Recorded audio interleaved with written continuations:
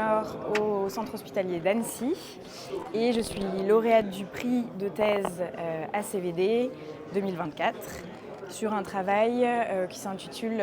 Insuffisance mitrale aiguë, étude de la mortalité post-opératoire en fonction du timing opératoire. Nous avons travaillé sur l'insuffisance mitrale aiguë,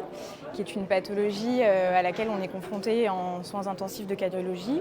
et on s'est intéressé au timing opératoire et à la mortalité post-opératoire de ces patients que nous recevons pour ces insuffisances mitrales aiguës, qui est un sujet qui est en fait assez peu représenté dans la littérature.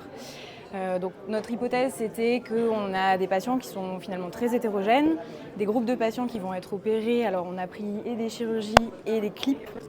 donc du MitraClip, des patients qui sont opérés d'emblée pendant le temps hospitalier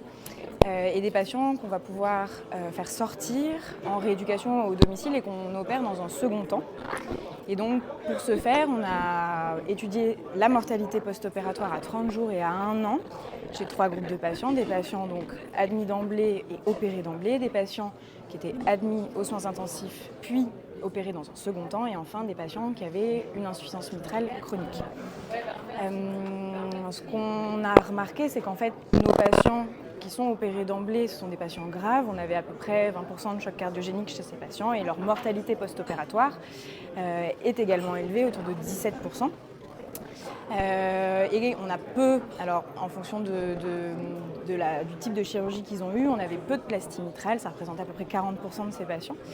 À l'inverse, notre groupe ambulatoire de patients qui avaient des IM chroniques, comme attendu, avait beaucoup de plastie et puis des taux de mortalité extrêmement faibles. Et par contre, ces patients qui sont admis en soins intensifs pour une IM aiguë et finalement qu'on va faire sortir, il y en a quand même 13% qui reviennent en insuffisance cardiaque et qui finalement doivent être opérés rapidement. Et puis finalement, on s'est rendu compte que c'était des patients